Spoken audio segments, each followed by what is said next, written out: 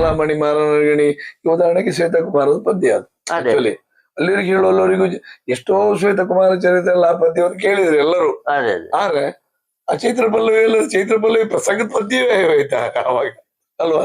ಎಲ್ಲ ಪದ್ಯ ಒಂದು ಬನಶಂಕರಿ ನಾನು ಬುಡದಲ್ಲಿ ನರಸಿಂಹ ಶೆಟ್ರು ಮರಿಯಪ್ಪಾಚಾರ್ರು ಇದೆಲ್ಲ ಕೇಳಿದ್ದೆ. ನಾವು ಕೆಂಬತ್ತಿಗ ರಾಗದಿಯ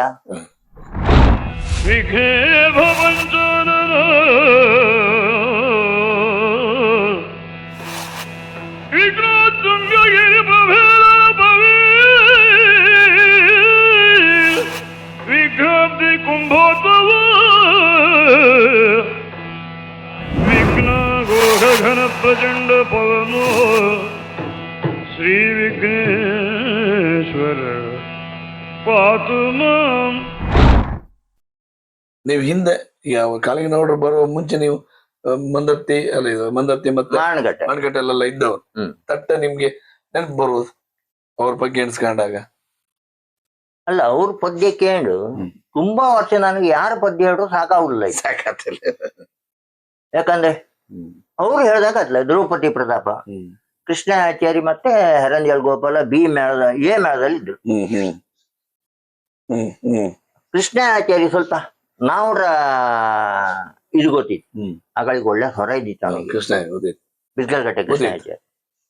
ನಾನು ಸಾಲಿಗ್ರಾಮ ಮೇಳದಲ್ಲೂ ಒಟ್ಟಿಗೆ ಇದ್ದವ. ಅದೇ ಟೈಪಲ್ಲಿ ಅಂದ್ರೆ ಆ ಸ್ವರ ಟೈಪ್ ಬರ್ದಿದ್ರು, ಆ ಪಿಚ್ಚಿಗೆ ಹೊಯ್ದಿದ್ರು, ಆ ಮುಟ್ಟ ನಡೀತಲ್ಲ ಬಾರೆಲೆ ಕ್ಷೀರವಾಣಿ ಚಂದ, ಅದು ಅದೇ ಆ ಸ್ಲೋ ಅಲ್ಲೇ ಬರುತ್ತೆ. ಬಾರೆಲೆ ಕ್ಷೀರವಾಣಿ ಎಂಬುದಲ್ಲ.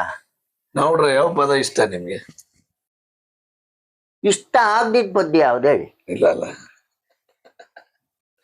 ಇಷ್ಟ ಅಂದ್ರೆ ಯಾವುದನ್ನು ಅಲ್ಲ ಅನ್ಲಿಕ್ಕಿಲ್ಲ. ರಂಗಸ್ಥಳದ ಸ್ವಲ್ಪ ರಾಗದ ಒಂದು ಕಲ್ಪನೆ, ಒಂದು ರಾಗದ ಸುಳ್ಳು ಹೇಳದೆ ಅಂದ್ರೆ ಕೂಡಲೇ ಆ ರಾಗ ಬಂದಾಗ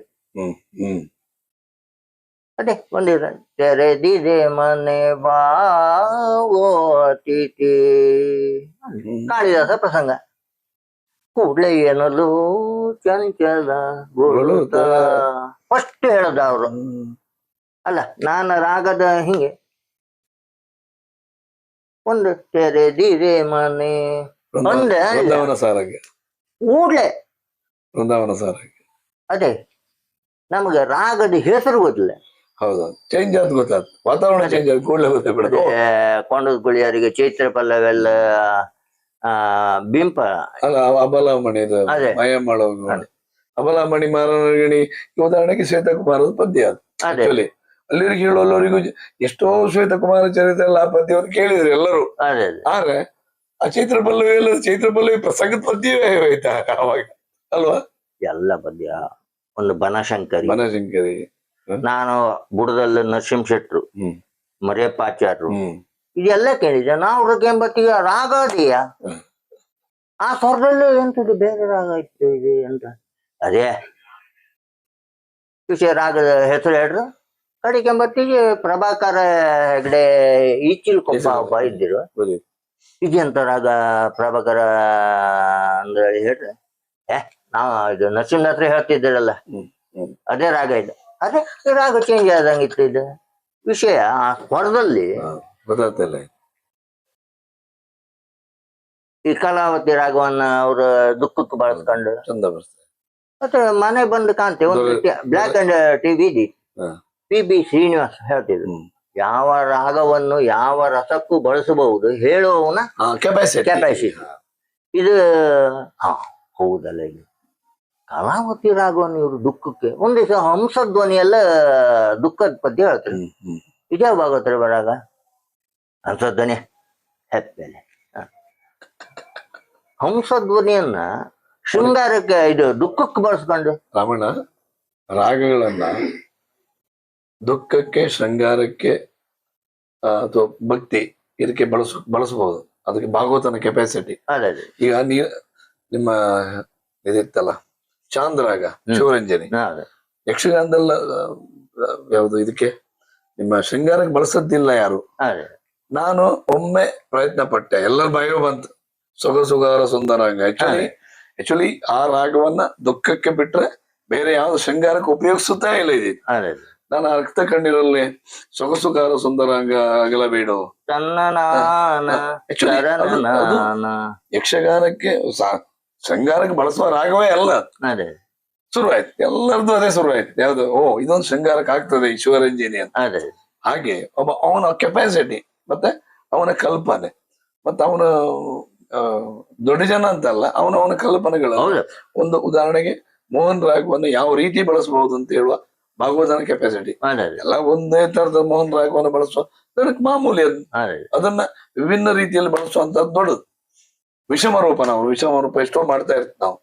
ಅದು ಯಕ್ಷಗಾನ ಮಟ್ಟಲ್ಲೇ ಇರ್ಬೇಕು. ಜನರಿಗೆ ಗೊತ್ತಾಪದಿಗೆ ಎಂತ ಚೇಂಜ್ ಆಯ್ತಪ್ಪ, ಎಂತ ಮಾಡಿ ಹಿಂಗೆ ಅದು ಆವಾಗ ನಾವುಗಳಲ್ಲಿ ತುಂಬಾ ಇದಿತ್ತು ಅಂತದ್ದು.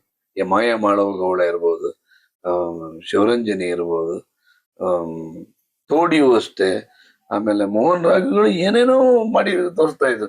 ಮೋಹನ್ ರಾಗ ನಮ್ಮ ಮೋಹನ ರಾಗ ಅಂತ ಗೊತ್ತಾಗ್ಬಿಟ್ಟು ಇದು ಮಾತ್ರ ಗೊತ್ತಿದ್ರು.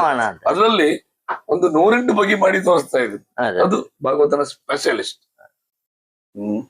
ನಾನು ಒಮ್ಮೆ ನಿಮ್ಮ ಪಾದೆಮಠ ಜಾತ್ರಾ ಆಟಕ್ಕೆ ಅವ್ರದ್ದು ಕೊನೆ ಆಟ ನಿಮ್ಗೆ ಗೊತ್ತಿರ್ಬೋದು, ಅವ್ರದ್ದೇ ಕಾಂಟ್ರಾಕ್ಟ್. ನಾವು ಪೆರಡೂರು ಮೇಳದಲ್ಲಿ ಭಾಗವತನಾಗಿದ್ದೆ. ನಾನ್ ಭಾಗವತಿ ಮುಗಿಸಿ ಬಂದೆ. ನಿಮ್ಗೆ ಸಿಕ್ಕಿದೆ, ನಿಮ್ಗೆ ಗೊತ್ತಿರ್ಬೋದು. ಶೂದ್ರ ತಪಸ್ವಿನಿ. ಹೌದು, ನಮ್ ಶೂದ್ರ ತಪಸ್ವಿನಿ. ನಿಮ್ದು ಚೈತ್ರ ಪಲ್ಲವಿ.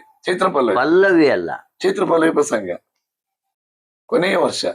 ಚೈತ್ರ ಪಲ್ಲವಿ ಅವ್ರದ್ದೇ ಕಾಂಟ್ರಾಕ್ಟ್. ಒಂದು ಡಾಕ್ಟರ್ ಪ್ರಸಂಗ. ಚೈತ್ರ ಪಲ್ಲವಿ. ಚೈತ್ರ ಪಲ್ಲವಿ ಅಲ್ಲ, ಡಾಕ್ಟರ್ದೇ ಚೈತ್ರ ಪಲ್ಲವಿ. ಅದ್ರ ಮುಂಚಿನ ವರ್ಷ ಚಾಲುಕ್ಯ ಚಕ್ರೇಶ್ವರ ಅದು ಆಟಕ್ಕೂ ಬಂದಿದ್ದಾನ. ಈ ಪಾದೆಮಠ ಜಾತ್ರೆ ಅವ್ರ ಸ್ವಂತ ಕ್ಯಾಂಪ್. ಚಾಲುಕ್ಯ ಚಕ್ರೇಶ್ವರ ಮತ್ತೆ ಮತ್ತೊಂದು ಡಾಕ್ಟರ್ ಪ್ರಸಂಗ. ಡಾಕ್ಟರ್ದೇ ಚೈತ್ರ ಪಲ್ಲವಿ. ಮೊನ್ನೆ ರಾಜ್ ಶೆಟ್ಟರ ಸಂದರ್ಶನ. ಚೈತ್ರ ಪಲ್ಲವಿ ಅದ ಇತ್ತ ಪಲ್ಲವಿ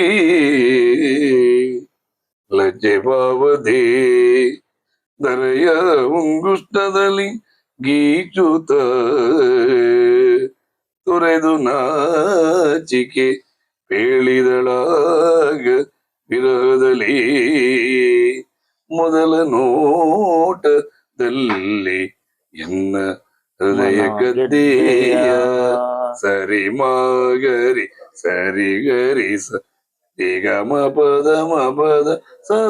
ಸ ನಿ ದ ಮಗರಿ. ಅದು ಮಾಯ ಮಾಡುವಾಗ ಅದು ಆ ವರ್ಷದ ಹೊಸ ರಾಗಗಳು. ಒಂದು ವೃಂದಾವನ ಸಾರಂಗ, ಪ್ರಣಯ ಕುಸುಮವು. ನಿಮ್ದು ಚಂಡಿ ಅದು ಅಲ್ಲಿ ಪ್ರಣಯ ಕುಸುಮ ಅಂಬತ್ತಿ ನಿಮ್ ಚಂಡಿ ಹೋಗೋರು ಸ್ಟಾರ್ಟ್ ಆಗಿರೋದು ಅದು ಆ ಒಂದು ಆ ನುಡಿತ ನಂಗೆ ಇವತ್ತಿಗೂ ಜುಮ್ಮ ನಾನು ಆಟೋ ನೋಡಿದವ. ಆ ದಿನ ಏನಾಗಿದೆ ಅಂದ್ರೆ ಅವ್ರ ಸ್ವಂತ ಕಾಂಟ್ರಾಕ್ಟ್ ಆದ ಕಾರಣ ಬೇಗ ಬಂದಿರೋದು. ನಮ್ಮಲ್ಲಿ ಜಾತ್ರೆ ಇಲ್ಲ. ನಮ್ಮಲ್ಲಿ ನಗರಾಜ್ ಜಗನ್ನಾಥ್ ಶೆಟ್ಟರ್ ಸಮೇತ 2 ಮಾತು ಸಮೇತ ಆಡು ಕಾಯಿಲ್ಲ ಅವರು. ಅದೇನು ಜಗನ್ನಾಥ್ ಶೆಟ್ರು ಆ ಪ್ರಸಂಗದಲ್ಲಿ ನಾನೇ ಪದ್ಯ ಹೇಳ್ತಿದ್ದೆ, ಒಂದೇ ಒಂದು ಮಾತಾಡುದಿಲ್ಲ, ಕಾಲ ಕೊಟ್ಟರು ಮಾತಾಡುದಿಲ್ಲ. ಒಂದ್ ಮಾಯಿ ಕೀಚಿ ತಿರ್ಸಿ ಇಟ್ಟಿರ ಎಲ್ಲಿ ನಮ್ದೊಂದು 25 ಜನ ಇತ್ತು. ನಾನು 1 ಗಂಟೆ 1.5 ಗಂಟೆ ಮೇಲೆ ದಾನೇಶ್ವರ ಬಂದ್ಮೇಲೆ ನಾನು ಪದ ಇಟ್ಟು ಸೀದಾ ನಾವು ರೋಚರಲ್ಲ. ನಾ ನಿಮ್ಮನ್ನ ಕಂಡೆ ಅದೇ ಶ್ರುತಿ ಅಷ್ಟೊತ್ತಿಗೆ ಒಂದು ಬೆಳಿ 4 ಶ್ರುತಿ ಆಗಿದೆ ನಂಗೆ ನೆನಪಿತ್ತು. ರಾವಣ ಅಂದೆ, ಆಚೆ ಕಾಮ್ಕಿಲ್ಲ ಅಂತ ಕಡೆಗೆ ಆಚೆಗೆ ಹೋದೆ. ಆಚೆಗೆ ಹೋಗಿ ಹಿಂಗಂದೆ, ಏನ ಇನ್ನು ಅಪ್ಪನ್ ಭಾಗವತ ಇನ್ನು ಬಿಳಿ ಎಡ್ರಿಗಿದ್ದ ಮಾರಾಯ ಅಂದ್ರ. ನಮ್ ಬಿಳಿ ಎಡ್ರಿಗೆ ಇತ್ತು. ನಂಗೆ ಮುಂದೆ ಮೇಲಕ್ಕೆ ಹೋಗತ್ತಿಲ್ಲ, ನಂಗೆ ರೈಟ್ಸ್ ಇಲ್ಲ. ನಾ ಬಿಳಿ ಎಡ್ ಲಾಸ್ಟ್ 1:30-2 ಗಂಟೆವರೆಗೆ ನನ್ನ ಯಜಮಾನಿಕೆ. ಮೇಲಕ್ಕೆ ಹೋಗಿಲ್ಲ. ಜಗನ್ನಾಥ್ ಶೆಟ್ರು ಹೋದವ್ರು ಈ ಪುಣ್ಯಾತ್ಮ 11:30 ಬಂದಿದ್ರು. ನೆನ್ಪಿರ್ಬೋದು ನಿಮ್ಗೆ. ಬಾದೆಮಠ ಅವ್ರದ್ದೇ ಆಟ ಹೌಸ್ಫುಲ್. ನಮ್ದು 25 ಜನ ಇತ್ತು. ಲೆಕ್ಕ ಮಾಡಿ 25 ಜನ ಪೆರಡೂರು ಮಾಡಿದೆ. ಇವರು ಒಂದು ರಾಮನಾಯರಿ ಅಪ್ಪ ನನ್ನ ನಾಟ್ಯಕ್ಕೆ ಅದು ಶಾಪ ಸಂಯೋಗ ಪ್ರಸಂಗ.